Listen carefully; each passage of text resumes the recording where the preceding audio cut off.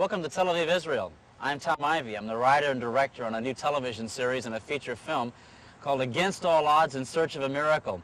It looks at stories that have come out of the 20th century of Israel's life that some are so incredible that they have to be miracles. So we've come here, we're filming these people, letting them tell their stories and dramatizing what they say happened to them. This is a behind-the-scenes look at what we've been doing.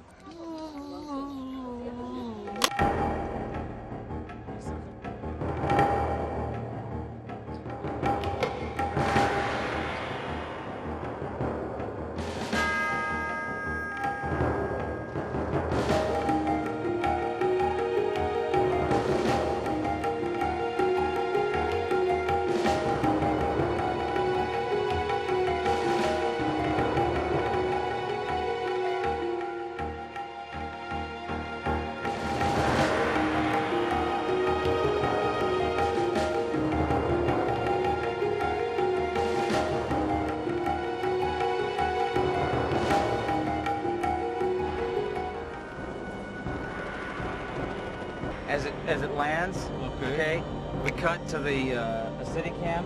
We're going to carry him across to the car. We park right here. We did the research and found a lot of stories. The next challenge was how to tell these stories in a creative way. And so we decided to have a character that would be a reporter that comes from his American television network on assignment to Israel and spends 13 days investigating these stories, and at the end writes his final report. It's a very interesting project that blurs the line between not so much fact and fiction, but between fact and faith. It examines things that some of us would say never really happened, or if they did happen, they happened because of coincidence. Or if we look at them through the eyes of faith, maybe they happened because God made them happen. Maybe they're miracles. And he would go to these various places, meet these people, interview them. We would then support that with various research materials and archives and dramatic reenactments in some cases to tell the stories on film. You've got some assignments of some information you've got to give him. That's the important thing. I think what can help you is that almost like you're running down a list in your mind as you're speaking to me. You have to do A, you have to do B, you have to do C. We wanted to write some copy for Sheila and you work at the airport. No rest for the wicked, huh? What? Never mind, tell them I'll do it. You ladies usually know. I'm never late, Teresa. Come on, Michael. Bye, Teresa. Have a nice flight. Hello. Action.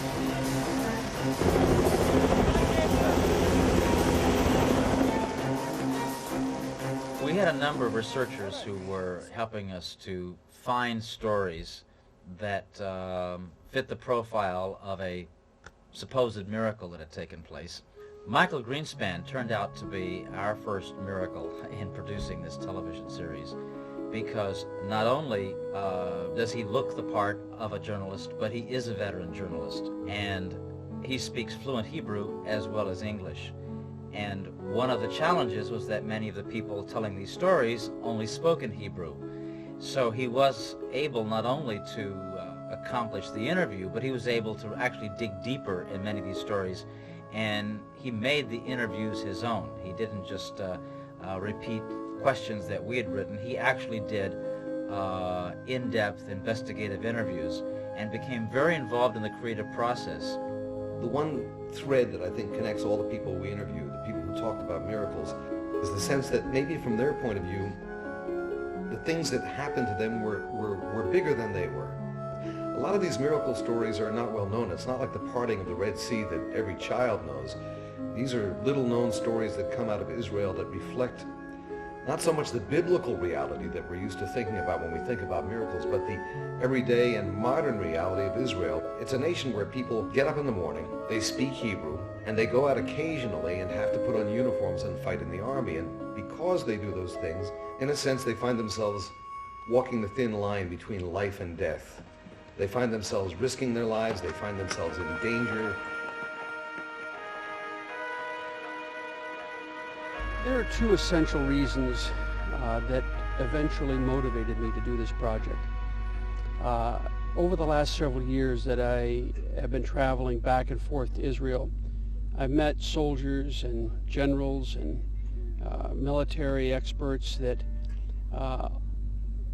often would share with me or confide in me stories that took place on the battlefield. My life was saved miraculously. They heard the Arabs yelling, and I was alone. We were convinced that we can do it. Whether we died He was David, or not. fighting with Goliath. And that was a miracle, a real miracle. So when I heard these stories and they came out of the mouths of secular Jewish men that had earned their manhood on the battlefield and had watched their buddies bleed and die for the survival of this country, and I was listening to them describe what I would define as supernatural phenomenon that took place in a context that was unexpected. They weren't looking for it. They don't believe in it. And often they would say to me, I never even told my wife these stories. They happened. I put them away. I never talked about them again. Whatever your position on miracles, it was certainly against all odds. In the course of writing up the stories about these individual miracles, what really began to surface was the fact that there was a much larger story here. It wasn't just the individual stories of incredible events and things that were beyond or against all odds, but there was a greater story, and that was the story of Israel itself, the miracle of Israel's birth and survival in the 20th century. That is the big miracle. There was a concerted effort almost of the entire world to keep this from ever happening. If there is anything that you could say about 1948 was that it should never, ever have happened. Each of you will begin to turn and join until by the time the camera is pulled back and I see all of you are singing it spontaneously. It should be a soft, emotional. Very soft, very emotional. Yeah, this is not a, it's a very emotional thing. No, yeah. The key is as long as you're singing in the same tempo, you don't have to actually match voice for voice, because they don't match each other, as you can see. I mean, they're all over the waterfront.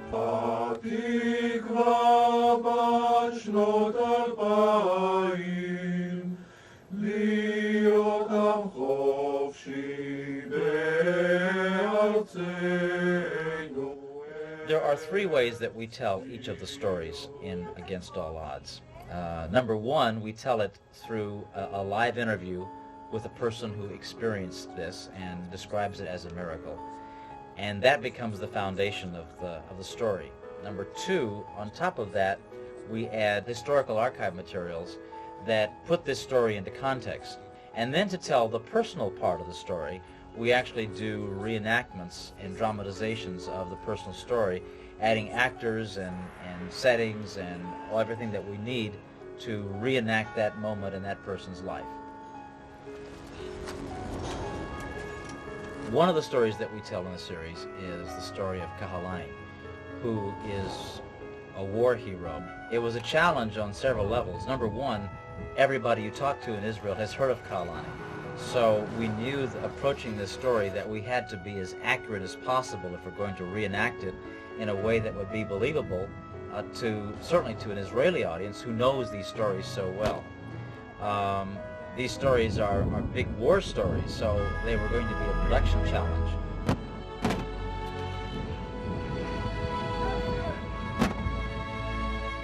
We would have to have tanks from 67 and 73, Syrian tanks, Israeli tanks, Egyptian tanks. It became a big military equipment challenge, a big equipment challenge. But probably the most critical challenge was finding the right person to play Kahalani as a young man. And we looked around, and someone said, what about Kahalani's son? And his son actually ended up playing the part, and that was really our second miracle in the production. Action!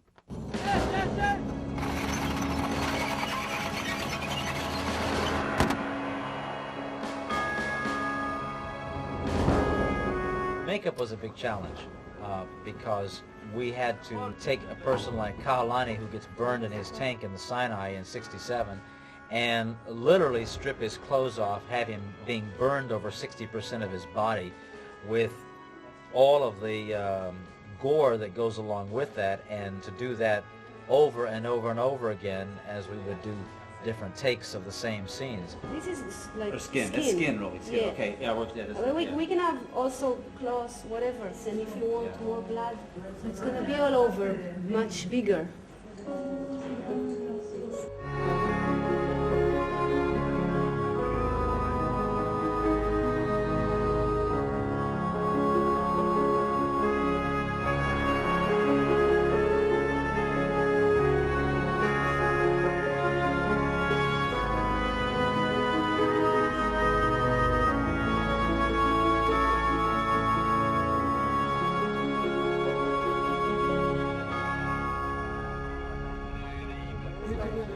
And so in part, I wanted to find a way to give maybe a small gift, a film gift, if you will, to the Israeli people and say, remember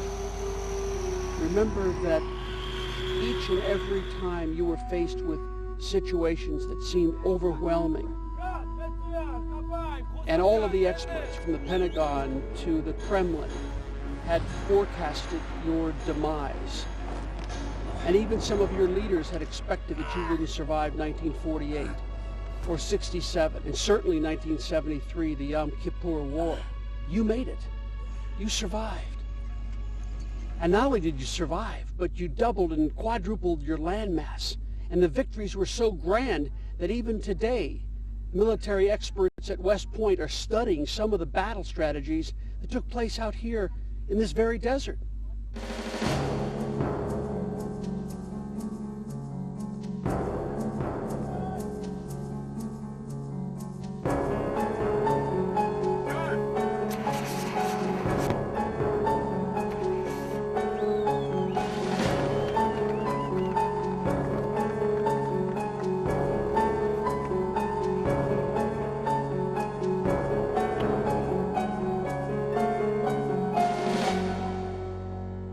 And the second reason, I can tell you that in all the years that I've traveled throughout Europe, I have never felt such hostility toward Israel.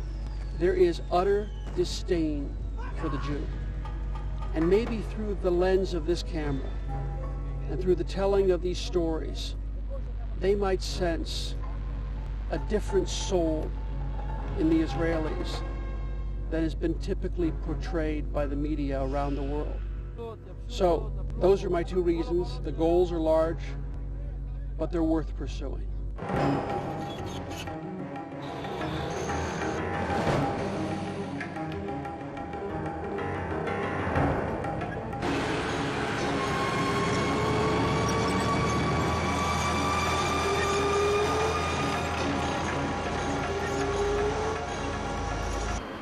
Hey, long before that, we'll do a special screening for you and your dad.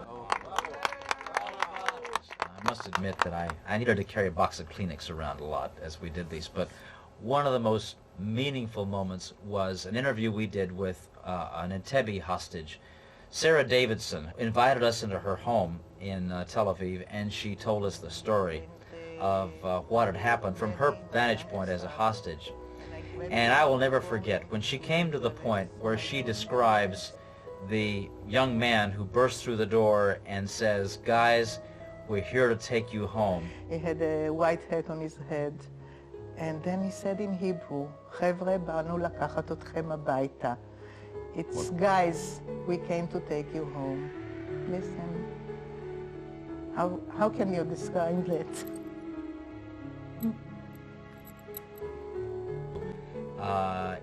It was so powerful that all of us in the room, Michael is shedding a tear. I look over at our director of photography, Ilan Nakam, and he's wiping his tears, and I'm back there sobbing, and the whole crew was so affected by that moment, realizing what that must have been like for all those hostages, those Israeli hostages at that hour. For me, if he would have wings, and it has been an angel, it wouldn't be strange for me as I heard this Hebrew sentence, so close, so feeling at home.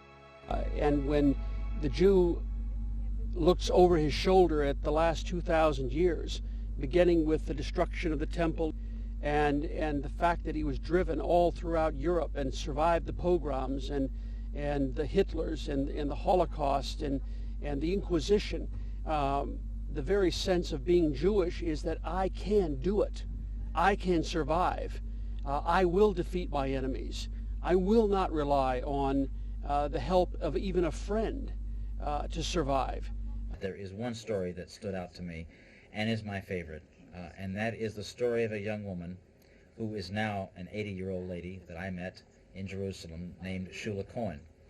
From 1948 to 1960, she was one of the most important spies for Israel, and she was a conduit of information and also helped to smuggle Jews through Lebanon back into Israel. A wonderful, powerful, dramatic story that it became our privilege to tell and to bring to the screen.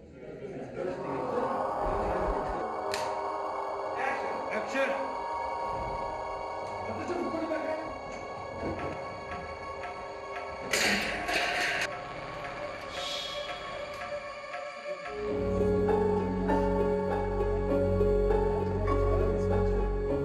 The biggest challenge in casting for the Shula Cohen story was finding the person to play Shula, because she had to be able to play an age range from a 17-year-old young woman who gets engaged to a woman in her 40s that is in prison, and she had to be effective at every age.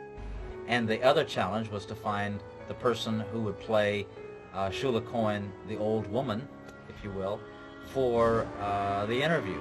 The way that we tell the Shula Cohen story is interesting because the real Shula Cohen did not want to appear on camera. She was very comfortable with that. And so I interviewed her in her home.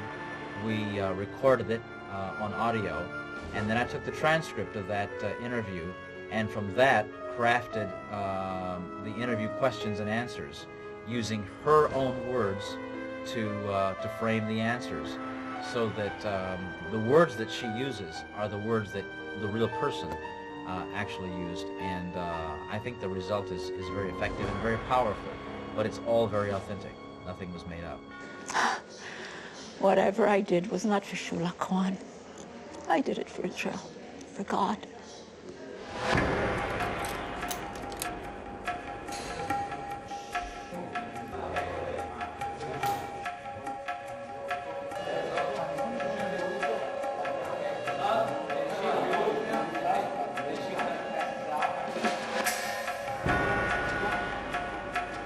We had a situation with Shula Cohen, who gets literally beaten and abused in the courtroom in Lebanon in her trial. And the makeup challenge was incredible for these. Here we go.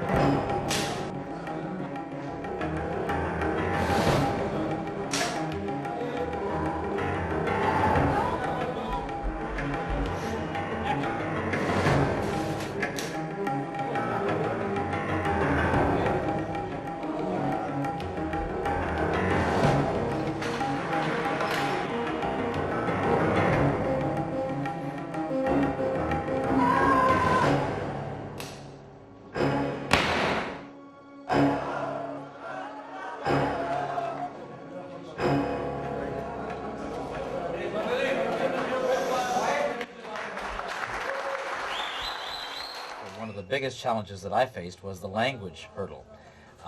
Everybody on the production team, all the cast, they all understand English, but I know only about 5 words in Hebrew. Language was a big challenge. It was very much an international production. Yeah, but then why they go in the cell? למה אתם צריכים להיכנס בפנים? אמרו לכם לשים אותה, גם לא רואים אתכם. Why did they close the cell? It's obviously complicated working cross-culturally. Even though Americans and Israelis are Westerners by definition, there's two different languages, and there's different histories, different ways of doing things. And all the times we've come to Israel over the years to do filming projects, we've always brought our own crews. This time, I met a very young, enterprising film producer, Rami Damri. We decided to do it. It's the first time we've done it. Take two.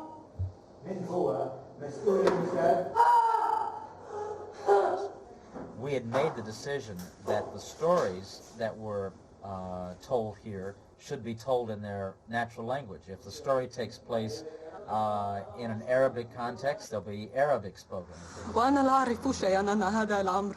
If it's in French, it'll be in French. Merci beaucoup, Monsieur le Président. If it's in Hebrew, which most of the stories were, that we will use Hebrew. כל ההפקה הזו זה קצת מגדל בבל, כל אחד עם השפה שלו, אנגלית, עברית, ערבית, הכל ככה. Which meant that as dialogue was being rehearsed and spoken on camera, I didn't know a word of what was being said, except for the occasional English word that would pop in here and there. Raymond turned out to be a powerful and very convincing Shula Cohen. We're going to see the story of Ezra Yakin, who in 1946 was a freedom fighter.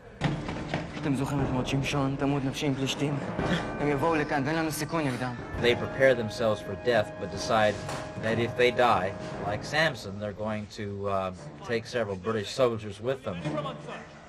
You can imagine the tension in such a state. And you've heard them approaching, and every step made them closer to us. But in 48, he was among those soldiers who were chosen to help break into the old city. And but his big disappointment. Ouch! No, he's trying to be serious. Yes, he's the director. Okay, sorry.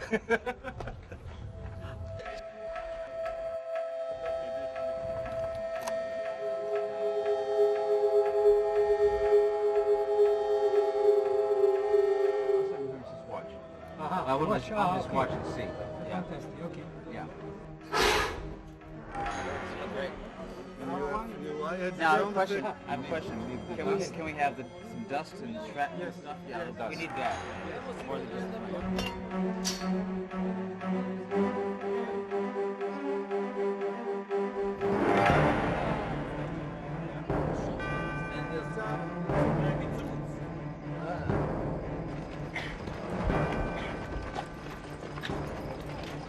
Okay, now it's what happened? You went too soon. It's a Xantic top.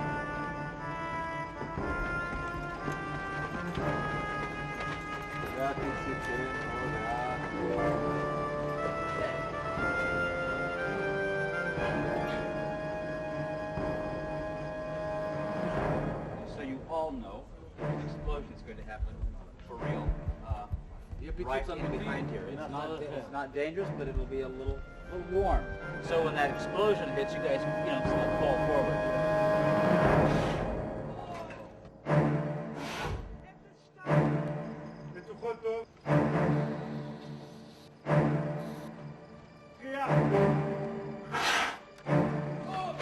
If the fire doesn't happen, don't react. React when it's all there. If you go in the sound, you'll react too soon.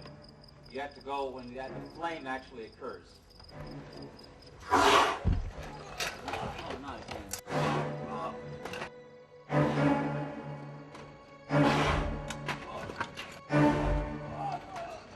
בהצלחה.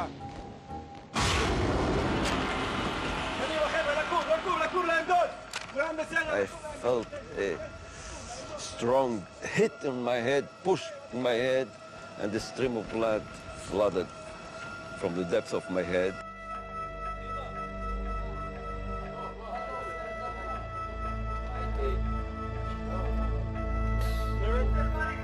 Quiet. And action. Cut. Okay, and you have to be back with me. And action. Cut. Great guy. Great So we came over here and discovered that there was an incredible amount of very, very fascinating stories, some incredible people who had stories that were just beyond belief in terms of things that had happened, things that you'd have to say, it must be a miracle. Just the logic was just not there that things should have turned out the way they did. I do believe in miracles. I believe in the reality of miracles. And there'll be some bombs and explosions going off. And just like in the real story, nobody gets hurt. Do I believe that they happen to Jewish people or to Israelis more than to others? No, not really. But I do believe that if you believe the Bible, I believe the Bible. If you believe the Bible, God chose the children of Israel for a special purpose on earth. I believe that God keeps His word, and I believe God loves everybody, but there's a special place for the Jewish people. I think that's wonderful. It was one of the most dramatic moments in Israel's modern-day history. On Yom Kippur, when the officers would show up at the synagogues and be announced to the people gathered and would begin to read the names, and fathers and their sons would embrace, knowing that they might never see each other again, but they were doing it because they were Israel, and they had no choice. And there was courage and bravery and strength, not only on the part of the young soldiers, but on the part of the fathers who were saying goodbye to their sons, knowing they might never, ever see them again. And for many, many young men, that's exactly what happened. Danny, you want to repeat some of that in Hebrew? You don't have to cry. We shot these stories and the interviews all across Israel, from the Golan Heights to Galilee, Jerusalem, Tel Aviv, virtually everywhere. And the stories, the reenactments were done all over as well. And then we came to what became our biggest production challenge, and that was to go down to the desert near the Sinai and to reenact the stories that took place in the desert. And that became our biggest production challenge by far. I came here a year ago to work on this project, and have actually been living here in Israel all this time. And that in itself has given me an incredible new appreciation for Israel. When you live among these people, when you get to know them on a first-name basis, I have a bicycle here, and that's how I get around, and I've come to know the people in a way I have never known a group of people before. There was a person that we interviewed who talked about the fact that when he did Aliyah, when his family came to Israel, he was looking for streets of gold, and of course he found dusty dirt instead. But he said that over the course of the years, he found true gold, and it was in the people. And I will say that that's what I have found. As I have been here for a year, experiencing Israel, I have found true gold, and it is in the people of Israel. It's a true statement. Without the stuff. Oh, yeah. Yeah, there we go.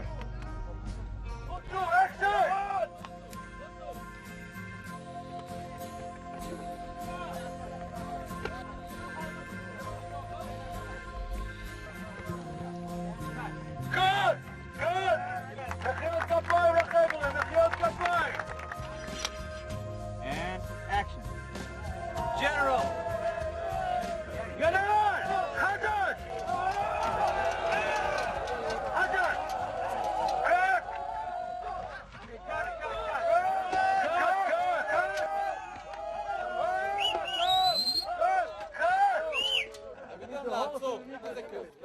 Where does that come from? I mean, I suppose you're not Jewish or anything, so where does all this support for Israel come from? It occurred to me that no one had ever really told the modern story of Israel to the Europeans, to the Americans, to give them, I don't know, an understanding of the good heart, if you will, of the Israeli warrior, of the Israeli citizen.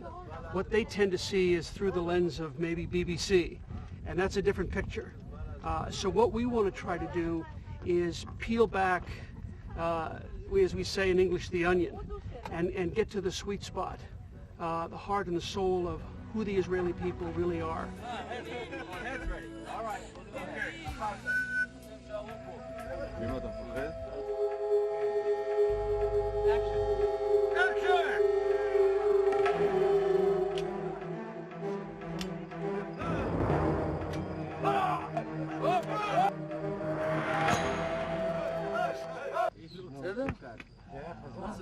לא, לא, זה שום דבר, זה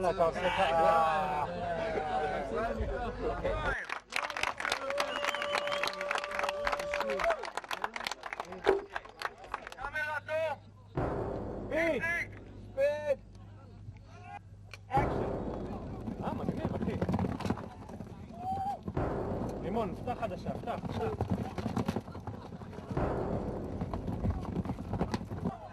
Oh, great. Yes, yes, yes. I love it. Oh, this is good. This is good.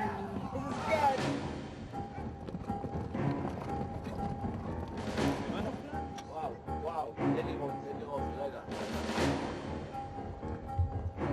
Wow, wow.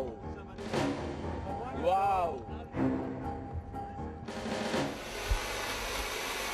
This project was so challenging and so difficult at times, and had so many obstacles to getting done because we were attempting something so large, that it became common for everyone to talk about this production as against all odds. And I would have to say that it definitely was. And despite all of that, it was a great success. And cut. Cut. Excellent. One take for a share. Congratulations. I came away from this production with a new appreciation for the miracle of Israel itself. The more that I read, the more that I researched, the more that I talked with people and learned their stories, and the more that I looked at what historically has happened here, the more I realized that this really is a miracle.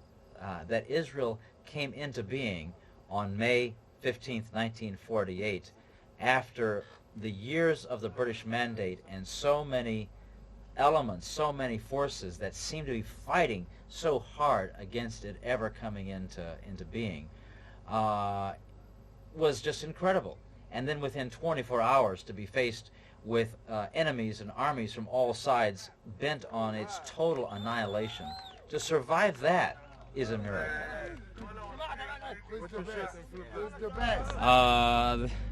This was by far the hardest week of the entire production. We were shooting down here in the desert, and it was our biggest production of the entire series. Was not easy, but we got some great material, and I think it will be very inspiring, hopefully, when we put it all together. As enormous as the challenge of shooting these interviews and reenacting these dramas and putting the material on film was, an equally enormous challenge was putting it all together and editing and adding sound and music and all of the elements that go together in post-production was as big a challenge as the production itself.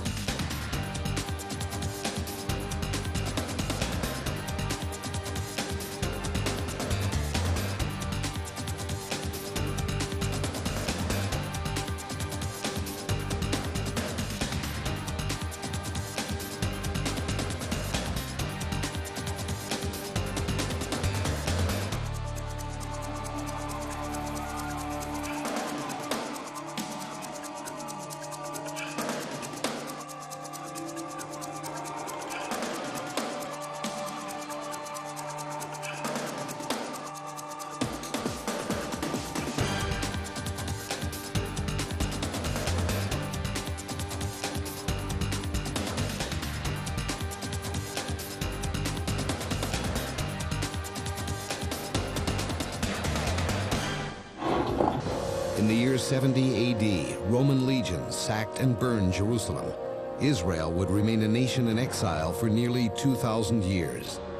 But in the aftermath of World War II, the people of the book returned home. Israel's rebirth and survival in the 20th century has often been called a miracle. Those who were there cite their own experiences as proof. I'm Michael Greenspan. I'm an investigative journalist. These are their stories.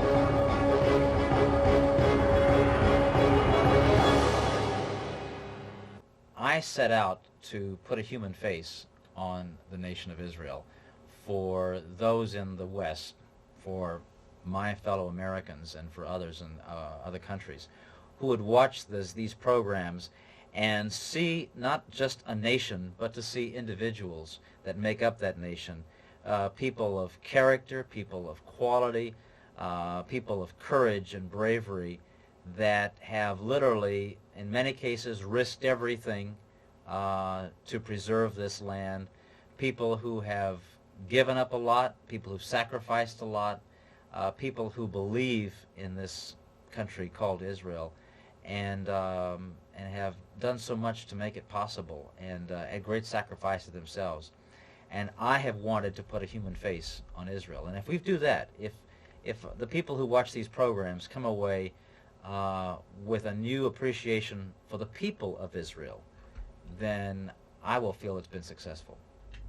When you take on a project like this, you plan, you think, you strategize, you lay out like a roadmap all of the details of the project, the filmmaking.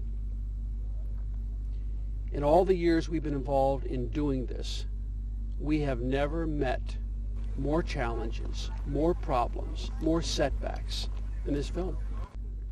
The fact of the matter is, this film should never have been made. The overwhelming odds were against this film, not just from the beginning, but throughout each and every day that this project has been filmed. We have had situations occur that literally should have stopped the filming project in its tracks.